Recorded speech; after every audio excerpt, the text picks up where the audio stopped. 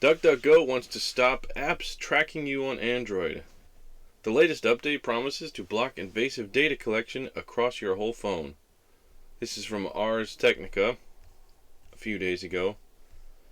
Let's read. At the end of April, Apple's introduction of app tracking transparency tools shook the advertising industry to its core. iPhone and iPad owners could now stop apps from tracking their behavior and using their data for personalized advertising. Since the new privacy controls launched, almost $10 billion has been wiped from the revenues of Snap, Meta platforms Facebook, Twitter, and YouTube. Now a similar tool is coming to Google's Android operating system, although not from Google itself. Privacy-focused tech company DuckDuckGo, which started life as a private search engine, is adding the ability to block hidden trackers to its Android app. The feature, dubbed App Tracking Protection for Android, is rolling out in beta form today and aims to mimic Apple's iOS controls. The idea is, this is a quote, the idea is we block this data collection from happening from the apps the trackers don't own, says Peter Dolansky, a director of product at DuckDuckGo.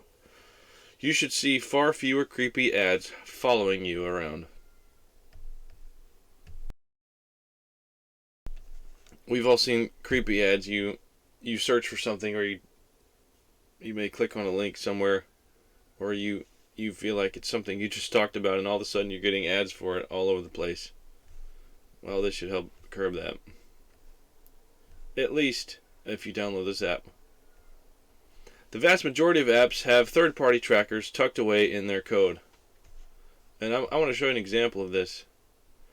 This website you can go to will allow you can read it there, will allow you to search any app you want, and it'll give you all kinds of privacy information. So let's just search for TikTok. Let's go. And I did this earlier. This is the real deal here. Alright, this app has 65 permissions. Holy smokes, that is a lot of permissions. 5 trackers.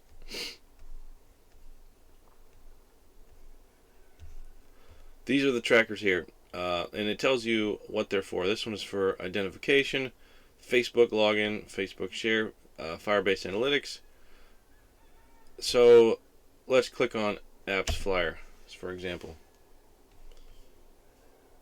It gives you all kinds of information. This just tells you where they're based out of, their website, about. The About is a mobile and attribution analytics platform that aims to help marketers make better decisions. They want to sell you things. Documentation, products and services, all kinds of information here about these trackers. So, if you really wanted to get in here, if you're really concerned about your app, go look for it. But this DuckDuckGo app will block these, if so instructed. Here's Facebook. Now, identification, this is, so you can use Facebook as a login. This tells you it's present in 20% of the apps that they've gotten information on, and they don't have every single app in here, but all of the popular ones you will find in there. Alright, let's go back. Permissions. What kind of permissions are in TikTok?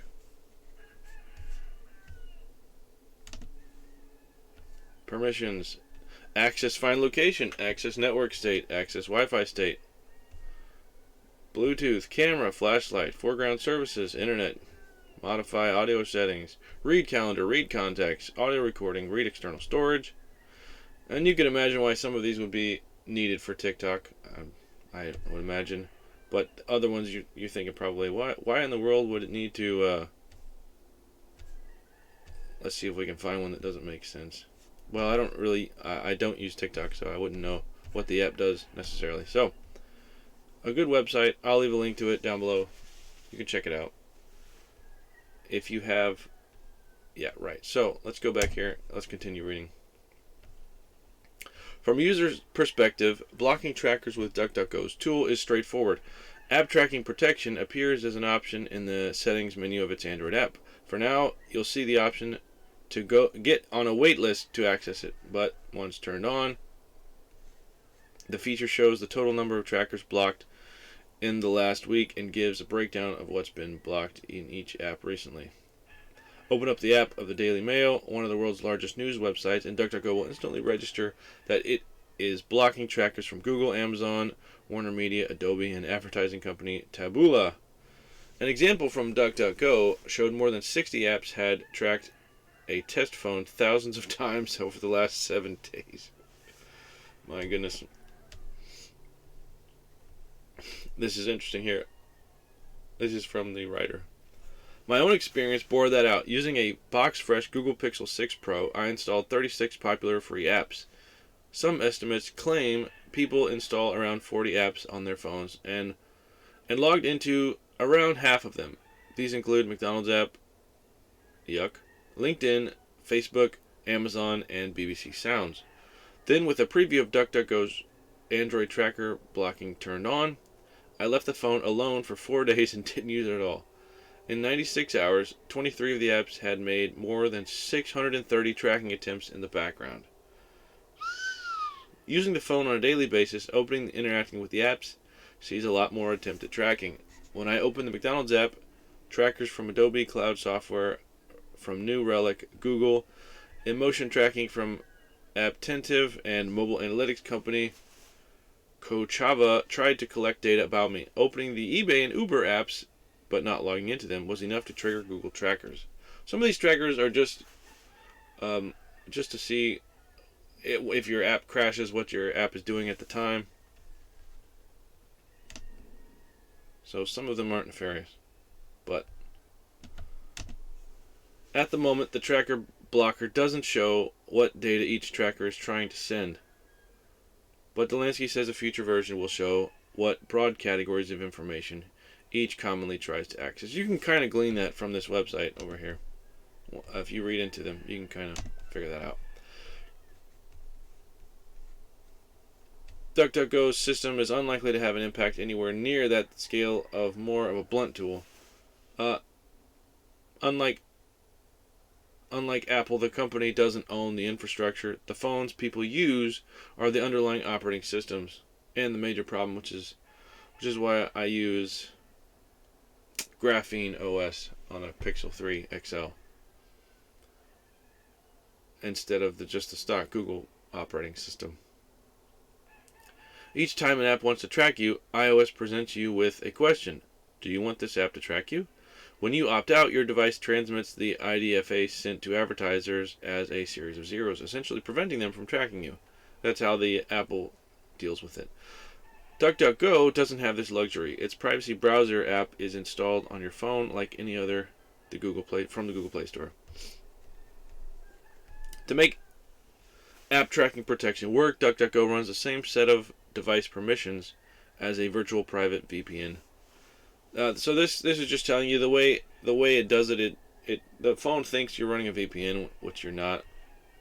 But it's kind of a workaround to get the outcome that they want. So there's another app that'll already do this. I've been using. It's called Tracker Control, and I believe this is available in the Google Play Store. But it does the same thing. To detect Tracker Control combines the power of disconnect block lists used by Firefox, and our in-house block list is created from analyzing 2 million apps. Additionally, the Tracker Control supports custom block lists. So you can choose in it what you block, what you don't want to block individually. Sometimes you may block an app or a tracker or a set of trackers and it breaks something. Something doesn't work right when you do that. So you have to, I usually start by blocking everything, and if the app works right, great, and if it doesn't, I'll go try to turn back on whatever needs to be turned back on. For the album art, for the album art to load in Spotify, say, or something like that. So yeah, you can already find this thing on the Google Play Store or on the F-Droid store. So you can already try this now or download DuckDuckGo's. Either way, I think it's a good thing, and more people should do it. All right, next we have here a more important story. The FCC approves access to Suicide Prevention Lifeline via text message. This is Android Central. Text providers have until July 16, 2022 to support text messaging to the National Suicide Prevention Lifeline. This is pretty great. Here's a quick breakdown. The FCC plans to make the National Suicide Prevention Lifeline service accessible through text messaging. Why not? It's 2021. Text providers must enable automatic rerouting of text messages sent to 988 to the Lifeline. The goal is to make it easier to access the network for those who want, quote, a certain level of anonymity. Let's read this. The Federal Communications Commission is considering implementing a new method for people in crisis to seek help from the National Suicide Prevention Lifeline by sending a text message in addition to calling the network.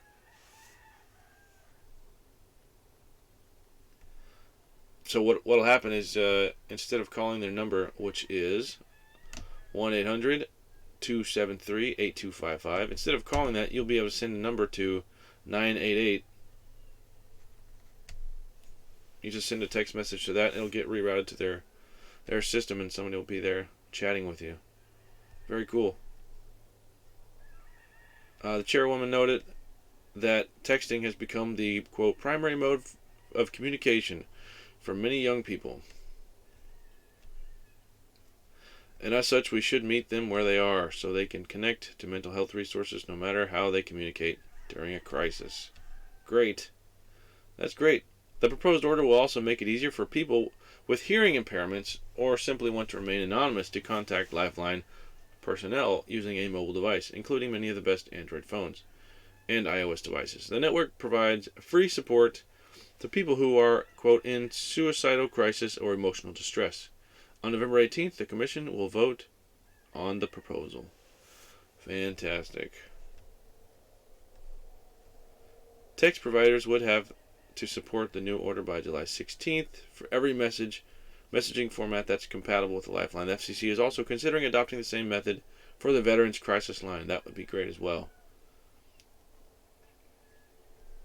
The Lifeline can already be accessed through web-based online chats, and the proposed text to 988 method should expand access to the network.